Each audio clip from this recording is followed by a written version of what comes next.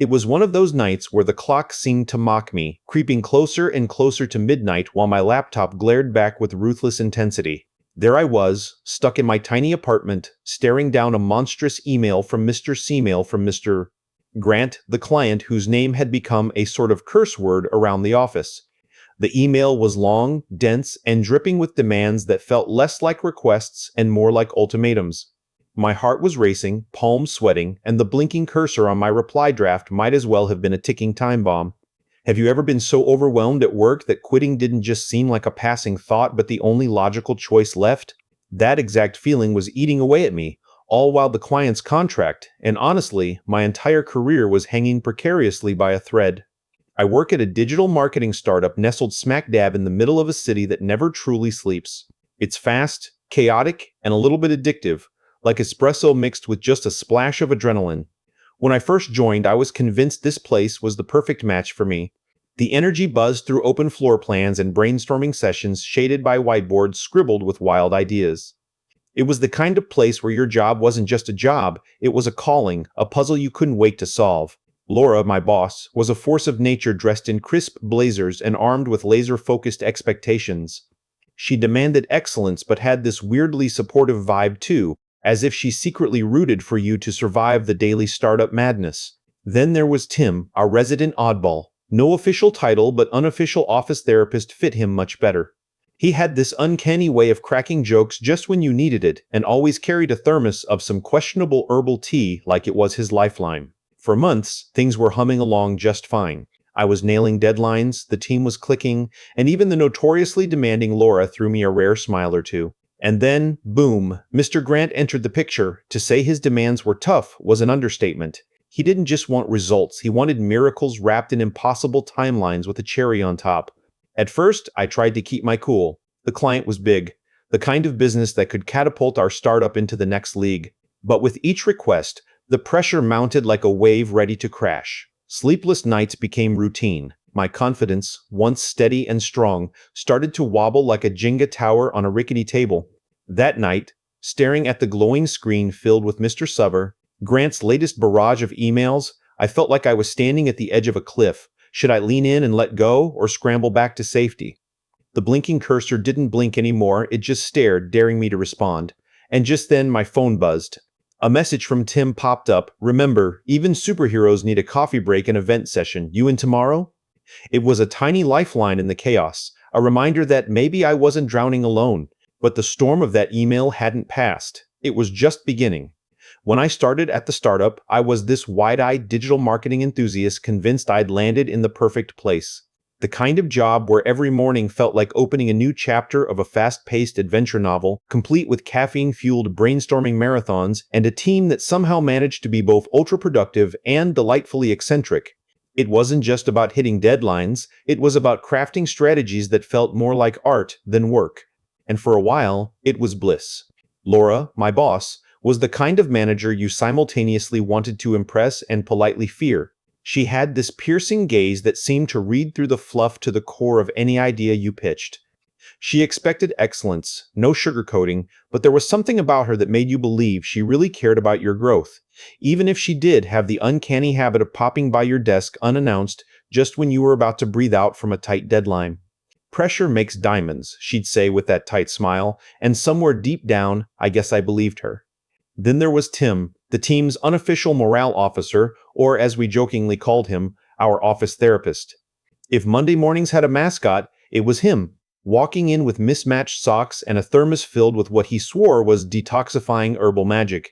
Tim had this talent for sniffing out when you were about to implode and just sidling up with a perfectly timed quip or a, "Hey, you need to vent?"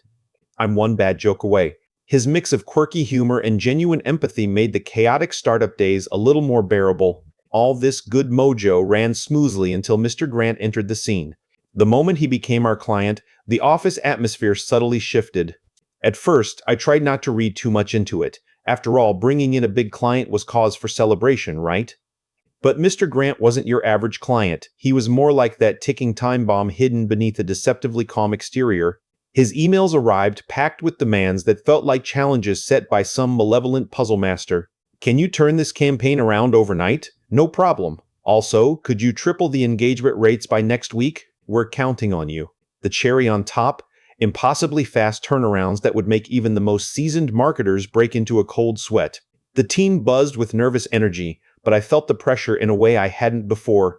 With every passing day, the demands grew more creative and more draining. I remember one afternoon, Laura called me into her office just as I was about to dive into a new project. She dropped a thick stack of papers labeled Mr. Grant's latest vision on her desk and said, "This is your playground for the week." I stared at it like it was an alien artifact. "Playground," she said, arching an eyebrow. "I know it's a lot, but I believe you can pull it off. We need to show Mr. Grant why he picked us." Her words were meant to be motivational, but inside, I felt the first seeds of doubt sprouting. How could I possibly juggle this with everything else on my plate? Weeks passed, deadlines blurred into panic sessions, and I found myself creeping toward the edges of my comfort zone and then past it. The sleepless nights weren't just about work anymore. They were accompanied by that nagging inner voice whispering, "Maybe this isn't your gig." Through it all, Tim was my sounding board. One particularly rough evening, I found myself slumped against the cold office window, cheeks burning from a fresh self-inflicted failure. Tim sidled up, holding his trusty thermos like a peace offering. "You look like you just wrestled a bear and lost," he said softly. "Want to talk?" I hesitated but ended up spilling the mental chaos swirling in my head. The deadlines, the demands, the creeping self-doubt. Tim listened, no judgments, just a steady presence. "You know," he finally said, "sometimes it's not about winning the battle every single day. It's about figuring out why you're even fighting in the first place." Those words hung heavy, but they lit a tiny spark. I realized I was so tangled up trying to keep Mr. Grant happy that I'd forgotten why I loved this job. The creative freedom, the challenge, the community. Then came the day that tested me harder than all the crazy campaigns combined. I missed a critical deadline. It was a rookie mistake on a project where every minute counted. The fallout was swift and brutal. Laura's disappointment was palpable. She didn't yell or berate. Her silence said more than words could. The office felt colder that day. Even Tim's usual humor couldn't reach me. I replayed the moment over and over, questioning if I was really cut out for the chaos I'd once thrived on. When Laura finally broke the silence, her tone was softer than usual but serious nonetheless. "Mistakes happen," she said, "but we need to know we can count on you." It was both a warning and a lifeline. I knew the stakes had never been higher. This wasn't just about one deadline. It was about proving to myself I could handle the pressure or knowing when to step away before I completely broke. The tension didn't dissipate, though. Every interaction with Mr. Grant now felt like walking a tightrope with no safety net. My confidence wobbled, and the idea of quitting crept closer with every exhausting day. Yet, somewhere beneath the mounting stress, Laura's belief in me and Tim's steady support kept nudging me forward. But the question lingered, louder than ever: could I really pull this off, or was I on the verge of burning out for good? It started with that deadline. I can still see it in my mind, the stark red alert on my calendar blinking like some cruel joke. The project was a key piece in Mr. Grant's latest campaign, something huge that the whole startup had its eyes on. I'd been juggling a dozen tasks for days, each more urgent than the last. Somehow, in the chaos, I missed it. Not just a little late, but completely slipped through the cracks. When the news hit Laura, her face tightened in a way that silenced the room before she even spoke. "We can't afford slip-ups like this," she said quietly, voice taut but not shouting. I wanted to explain, to justify, but the words caught in my throat. I felt like I'd let down not just her, but the entire team, and worst of all, myself. The office that day was heavier, smaller, somehow less welcoming. Conversations hushed as I walked by, and all I could hear was the pounding of my own chest. And then there was Mr. Grant. His response was an icy wave of emails demanding explanations, assurances, and a fix yesterday if possible. Every message was wrapped in terse politeness but dripped with frustration. It wasn't just a client, it was a storm I had to weather alone. The more he pushed, the more my confidence unraveled.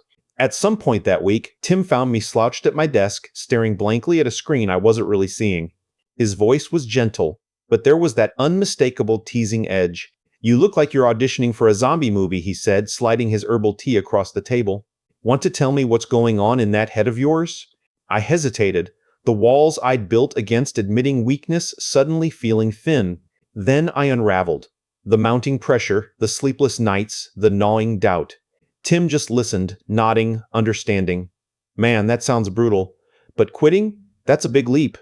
I shrugged, half smiling through the frustration. Sometimes it feels like the only leap left. He chuckled softly. Maybe you're not fighting the right fight, or maybe you need to rethink your gloves before jumping. The metaphor hit home. I realized I'd been so laser-focused on the client's impossible demands that I hadn't stopped to ask myself what I really wanted to make the work sustainable, to keep the joy alive in what I do. Then came the conversation with Laura, the one that, in hindsight, stirred more questions than answers. She found me in the corner of the office, the hum of late afternoon chatter buzzing softly in the background. "Can we talk?" she asked. Her usual commanding tone was softened by something almost vulnerable. I nodded, bracing myself. "I know these past weeks have been harsh. Mr. Grant isn't an easy client. Heck, he might be one of the toughest I've seen," she began, folding her hands as if steadying herself. "But I picked you because I believe you can handle it. Not because I want you to burn out, but because I see something in you that even you might have forgotten." Her words felt strange, comforting, but also like a challenge. "I'm worried you're getting lost in all this," she added. "Pressure's one thing. Losing sight of why you do this, that's another." I wanted to answer with certainty, to say I was fine, that I'd pull through. The truth was messier. I wasn't sure if I was fighting for my dream or just trying not to drown. "Take some time," she said finally. "Figure out what you need. We'll face Mr. Grant together." The unresolved tension lingered like a shadow. Laura's support softened the edges of my panic, but the mountain of demands, Mr. Spurst, Grant's next impossible email, was still there, waiting. I left her office with more questions than answers, stepping back into the swirling storm of deadlines and doubt, wondering if I was brave enough to keep climbing. In those moments after talking with Laura, the pressure didn't just ease up, it practically doubled. But something had shifted inside me. Laura's words, that flicker of fate she had in me, ignited a small ember of determination. I decided I wasn't ready to fold just yet, but I knew I couldn't keep banging my head against the same wall. If I was going to survive Mr. Grant's storm, I had to change the game. The breakthrough came when I stopped trying to meet the impossible demands head-on and started thinking creatively about how to set expectations and maybe even bend Mr. Grant's vision just enough to make it achievable without losing the magic. It wasn't about saying no outright or letting deadlines slip, but about crafting solutions that felt like wins for everyone. One afternoon, I arranged a video call with Mr. Grant. Instead of diving into the usual about the campaign again routine, I opened with something different. "Mr. Grant, I want to make sure we're aiming for the right target here, not just the fastest one." For once, I ditched the usual submissive tone and spoke plainly about the real obstacles, what was doable, what wasn't, and where we could innovate within the tight timeline. He was quiet for a while, longer than I expected. Then, to my surprise, he said, "I appreciate your honesty. It's rare in this business. Let's find a middle ground." From that conversation, we crafted a revised plan that still pushed boundaries but handed me space to breathe and actually deliver something solid. The next few weeks weren't easy, far from it, but the difference was huge.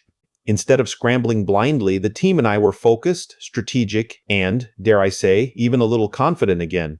The campaign launched, and it wasn't perfect, it wasn't even close, but it worked. Engagement numbers climbed, the client emails shifted from terse demands to constructive feedback, and Laura sent over a rare, genuine smile.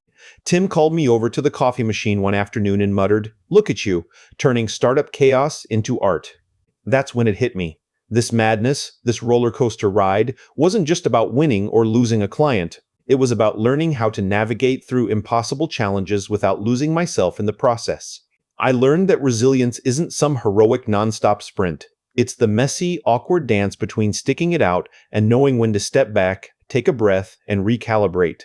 Looking back now, I'm still in that wild startup world, still juggling caffeine, chaos, and the occasional existential crisis.